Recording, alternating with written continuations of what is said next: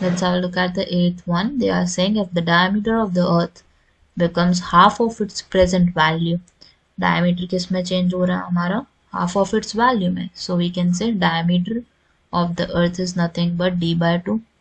Radius को क्या बोलेंगे, रेडियस भी हमारा हाफ हो जाएगा देन, अगर हमारा डायमीटर हाफ हो गया तो रेडियस भी हाफ हो जाएगा. Then they are saying mass becomes 4 times of its value, m dash क्या हो जाएगा हमारा 4m. Then how would the weight of any object on the surface of the earth be affected? Now we know weight on earth is nothing but m into small g. अब जो small g की value है हमारी, what it is, small g is nothing but equal to big G m r square is there.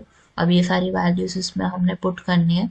So m would be m in this case, big G would be big G in this case, and then mass is there, and then they are saying mass of earth is this, right? And what is there, radius is there. अर्थ की बात हो रही है ना, so radius of earth square is there. अब यहाँ पे इन्होंने बोला है जो हमारा मास है it has been times by 4 times of its present value. Mass of object की बात हो रही है, ठीक है, not of earth. So M dash में क्या चेंज आएगा, 4m बन जाएगा ये हमारा.